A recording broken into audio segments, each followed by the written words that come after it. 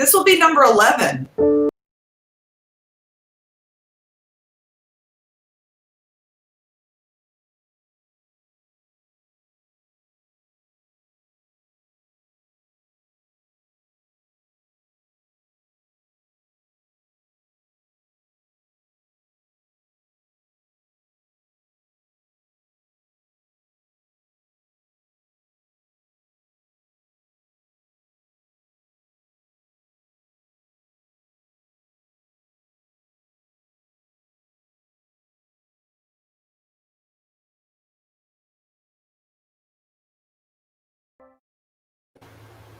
Hi, everybody. Welcome to Hope TV. I'm Kelly Burns. I'm Program Manager and Art Therapist for Stars of Hope USA. Today, we are talking to Jessica Gifford, founder and CEO of Thrive Wellness, and we'll be specifically discussing her amazing work with colleges and college students, her new approach to student health and well-being, building connection, resilience, and purpose. And welcome, Jessica. Thank you so much for joining us today. Thank you for having me. I'm really excited to be here. So are we, very much so. So Jessica, we had a great conversation about a week ago about your work, specifically with called Project Connect. And I just remember saying that I wish I had it when I was in college, very much so. Specifically, you know, how you offer this for college students. I just loved the connection, the resilience, and the purpose. Those three those words that were highlighted as like topics that came out in it. But I would love for you to go more into detail about that project for everybody. Sure, I'd love to. And they say that you create or you teach what you most want to learn. And so I think part of the reason I developed this is because I wish I'd had it in college or high school as well. And so Project Connect is a peer facilitated program that helps students build connection. And so it's really about providing a structure for students to get to know each other over a period of 6 sessions. So there's trained peer facilitators, and then they meet in small groups of 4 to 6 students. They go through a series of questions that are designed to get progressively a little bit deeper so that people are revealing a little bit more and getting to know each other better. And then they do connection building activities and kind of then transition into more just social informal time. And it's been really great. We've had awesome feedback from participants who've been through it. So I'm really excited about it, and I'm working to bring it to other campuses. What was the very first group like? When was it? So it's been running for just over 2 years now, and I trained up 8 facilitators. So even the pilot, there were 8 groups that happened at once, and we started with just 4 sessions because I really thought, oh, students are so busy, it's going to be really hard for them to give up for hours of their time because each session is 1 hour. And so I started small, and the feedback was we want more, and so I extended it to 5 sessions and then 6. And we've tweaked it a little bit with adding in some different activities, but the model has stayed pretty similar because student feedback has been that they really enjoy having the opportunity to just get into more meaningful conversation and have an opportunity to reflect, and just to show up in a space where you know you're there to meet friends. So the very first time we offered it, we actually had a waiting list of students. Wow. Yeah. Unusual for programs on campus. Yeah, that's very cool. I also remember you highlighted about how students were able to meet people, or other students they didn't think they typically wouldn't have met before. You know, like on freshmen meeting seniors, or other majors meeting people in other majors they wouldn't probably have never crossed paths before. Yeah, so you know, different colleges can use it in different ways depending kind of on what their purpose is. But I started it at Amherst College, and we just opened it up to anybody who wanted to participate and advertised it as a way to meet students outside of your social group, because students can sometimes kind of just get into a routine or a rut with the people that they're socializing with, and that can be a positive thing, but also sometimes it can be hard to step out and to meet other people in different areas of campus. And so students really liked the opportunity to meet people from different class years, or from different racial and social cultural backgrounds than them, or just people who like moved in circles that they didn't overlap with. Mm-hmm. And so I think that was a really refreshing change, and also just an opportunity to learn about people who weren't in their groups. Yeah. How do you feel like it carries what they learn or get out of the program? How does it carry with them throughout the year, or even maybe even beyond? So that's a great question, and I wish that we had kind of done like a follow-up survey to ask for more details about that. So I really only have kind of like anecdotal stories of students. Some students in their feedback at the end of the program did say, oh, you know, I've enjoyed this so much, I'm now using some of the questions that are in the program to facilitate discussion. They're taking those and using them in their own friendship communities. So we know that there's some translation there.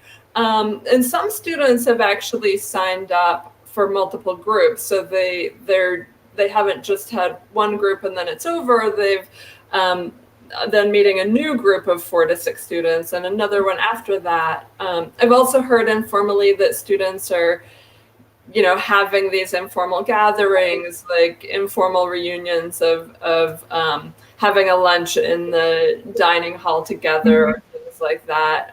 But I think probably the most common response is just that it's really nice to run into people and to have another friendly face on campus, or to have kind of a larger friendship circle on campus. I can imagine, because there's so many people, college is so big, but it could feel so alone, and it just breaks down those barriers. So I suppose even though there's not like a research, like, you know, here's all the statistics of why it works, but of course we can see why it would. It's you can see the walls just breaking down.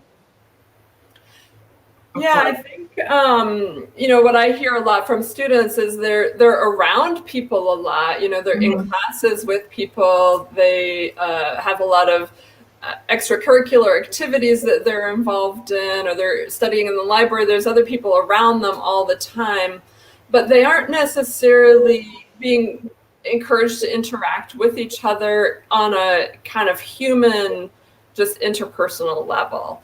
Or if they are, it's not over a sustained period of time so that they really get to know each other well by the end of it. So I think that they really appreciate that. There was, I did want to also just say that we have done a little bit of assessment of the program itself, so showing that it does successfully reduce loneliness. But we haven't done like a longer term follow-up to sort of say, like, how have you used this in your life, or how has it impacted you in the long run? So we do have some data about it, but it would be great to collect more and to kind of see, like, after 3 months or 6 months, how it's impacted students. I'm curious also, why was it important to make sure it was student-led or peer-led, as opposed to like you coming in to doing it, you know, outside facilitator? Well, there's a couple of reasons. I think the primary reason is that I think it's more appealing to students because it feels like a really student-driven program rather than a staff or administrator coming in and saying like, hey, we're gonna do this thing to like help you feel more connected. It feels very student driven, and the facilitators participate in the experience as well. So they're not just coming in and leading, they're also responding to all of the questions and doing all of the activities. So it feels like very much a student like peer experience. And then the other reason on a practical level is it means that it can reach more people, just because like a professional staff people have a little bit less time. But if I have a group of 10 students I've trained, then we can run 10 groups at once, which is awesome. And then we can just reach more students. And can it repeat like semester after semester? Yeah, so we typically run one per semester, and at Amherst we also ran one over January. We have like a sort of what's called interterm, so it's a different like session over January. Depending on the timing, it might even be possible to run 2 groups a semester. They're not the same groups, so you know, if people want to re-sign up, they'd be signing up for a new group. But we are trying to build in more reunions or more opportunities for groups that have already met each other, and you know, they tend to bond and get really close, and so they want opportunities to get back together. So we're trying to build that in as well. So now that we're in, I suppose, this world where colleges are, you know, moving into Zoom or, you know, online formats, where does Project Connect fit into that? It was initially designed as an in-person program, and you know, like everything, you know, things have changed now, and we're doing a lot more virtually. And so I have made some changes to the program so that it can be offered over Zoom, and I've tested it out with a couple of groups this summer, and it's gone really well. I think everybody misses being together and being able to see each other in person. But I think it still feels like a really positive space to be able to connect virtually. And I also think it has some additional applications that I hadn't thought of when I initially designed the program, like for students who are just entering college, how amazing would it be to do this program before even getting to campus, so that when you show up on campus, you already have 5 friends. I think that could make the transition a little bit easier, at least in terms of the anxiety of like meeting new people. Yeah. And for, you know, for students who are studying abroad, it could be a way to stay connected, either to students who are studying in other countries or to students on campus. So I think there's a lot of applications that the virtual world has opened up. Yes, definitely. Yeah. Wow. For Project Connect, is there any applications for not just college, but have you done anything for high school or even middle or elementary school? I don't know. So I'm moving in that direction. I think the program as it is, I think without very many changes, it would be very, very relevant to high school students. And I think high school students also really, really need this. You know, there's a lot of data about increasing rates of loneliness across the board, but especially in younger generations.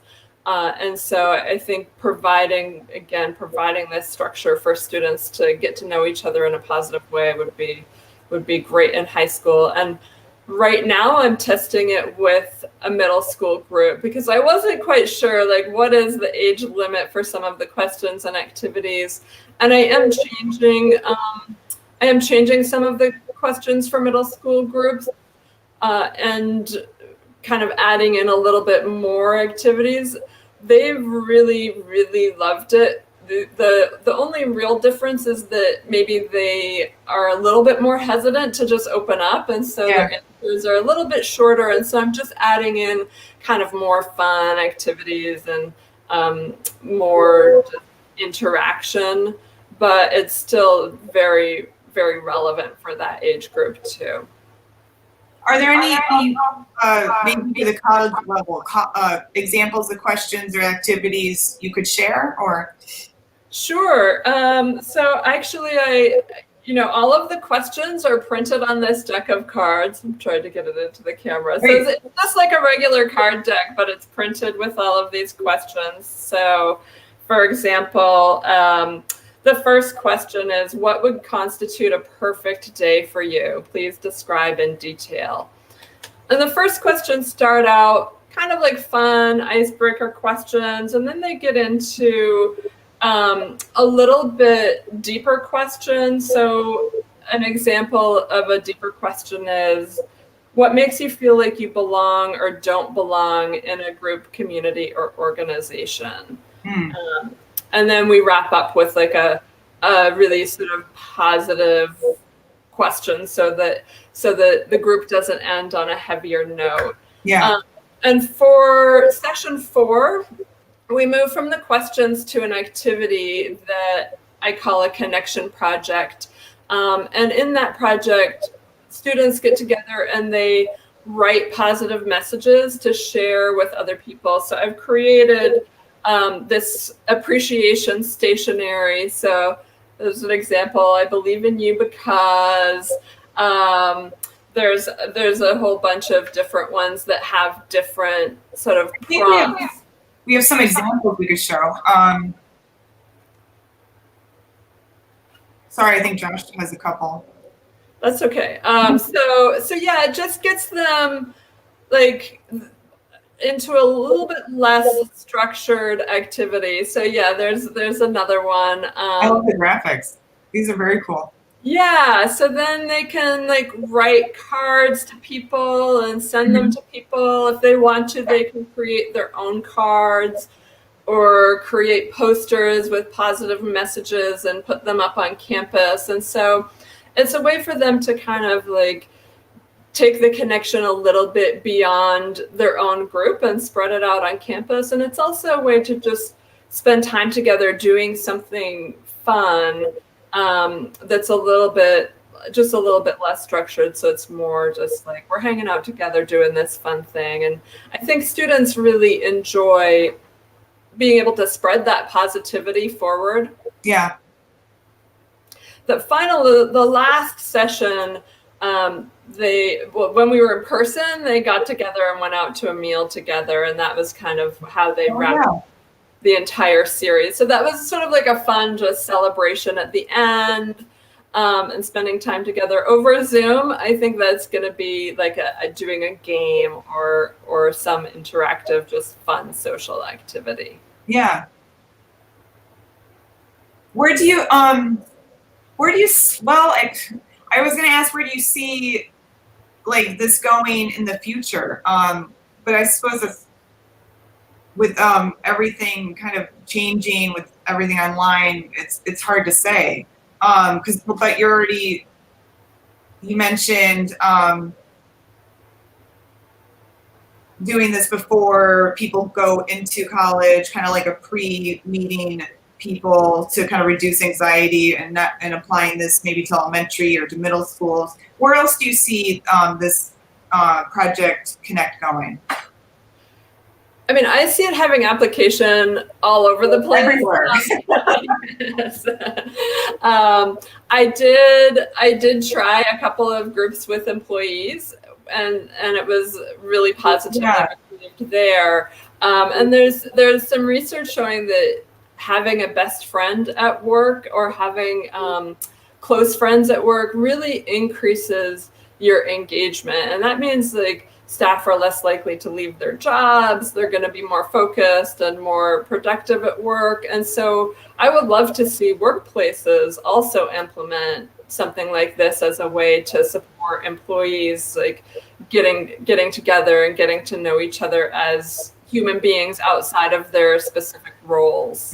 I also think places like senior centers or healthcare, people when people have social support, it really improves their health. So it can improve recovery from operations or healing after cancer treatment or things like that. So I think there's tons and tons of application for it, and the program is flexible enough that it can be kind of changed to meet the needs of different organizations. So my hope is that it just spreads to many places. And like you were saying at the beginning, this is something you would have been interested in college. And I think like this would be a great thing for people who are starting new jobs as a way to really like get connected to the organization. Mm-hmm. Or there's just so many applications. Yeah, I know with Stars of Hope, definitely that's one of our tenets in a way. As we go out into communities and start beginning the healing process, that's what making art together as a group, just like as the groups end when they were in person, like eating a meal, like making art together. That's the connection process. It's so similar. It's like you don't even have to speak. It's just that unspoken connection building process. It's really it's beautiful. It's just a great way to start and end and just build a community together. Definitely. Yeah, it's really powerful bringing people together for a common purpose, mm-hmm. or like, you know, to do a common activity together, because I think it provides kind of like, I don't exactly want to say safety, but it makes it more comfortable than just a social event where you're like networking and having to meet people. So I'm an introvert, and I really appreciate going. I'm a very social introvert, so I really like getting to know people, but I also really feel a lot more comfortable if I kind of know what I'm showing up for and there's a planned activity. And so I think Stars of Hope and this program provide that so that people can connect with each other, but they're maybe focusing on something else. Yeah, totally. That's why people love dogs too, is because it's like, oh, there's a dog here. We can all sort of like focus on the dog, pet the dog, talk about the dog. Exactly. Yeah. Exactly. Is there anything from Project Connect, our viewers, we can take away? I don't know, one thing we could do at home. We're all sitting at home. You know, like my husband's on the other side of the house in the office, and I'm here. Mm-hmm. But you know, we're all doing our own thing. But you know, what from Project Connect? One thing we could take. I would say just to take a few minutes each day to, you know, turn off and put away your phone and really connect with somebody, whether that's somebody like in your living space or mm-hmm. over Zoom, to just listen, maybe like ask a deeper question than usual, or like if you're going to ask like how are you, to like ask it in a way that you really genuinely mean it and want to hear the response, but really just making an effort to kind of reach out, check in, listen, and maybe, you know, come up with a quirky or interesting question or two to help guide the conversation. Yeah. Like that. I usually have students generate some of their own questions for groups also, and they love that and come up with great questions every time. So it's not that hard to be like, oh, I'm gonna, you know, just come up with a few questions and randomly ask my friends or my family or other people in my life. Yeah, thank you. Yeah. Another thing is, you know, the appreciation project is just, you know, often I think we just get into routines and don't necessarily go out of our way to express appreciation, and everybody loves to be appreciated. Everybody loves to be recognized and valued. And so if you share, even if it's just a sentence or two about like what you appreciate about somebody, that really helps to build connection. Yeah, definitely. Well, we appreciate you, Jessica, for sharing everything today. Very Thank much you. so. If we want to know more about Project Connect, I believe there's a date coming up where we can learn more. Yes, so I see you're scrolling my website across the bottom, so thank you for that. And then there is an information session over Zoom on this Thursday, August 6th, from 1 to 2:30 Eastern time. Okay. And so if people want to get invited to that, you could go to my website and just find my email and send me an email. Or my email address is jessica@growingwellness.life, and you can send me an email and get invited to the information session. It's scheduled for an hour and a half. It's really like an hour-long presentation, and the rest is Q&A. So if your time is tight, you can just do the first hour. Great. Very cool. Thank you so much. Well, Jessica, it's been wonderful talking today. Thank you so much for sharing everything about your program, and I think it's amazing. It's very cool. Thank you so much. Well, thank you so much for having me and for all of the work you do. Stars of Hope is also a really amazing program. So I'm really, really happy to have had this conversation with you today. Thank you. Thanks everybody for watching Hope TV today, and we will see you very soon.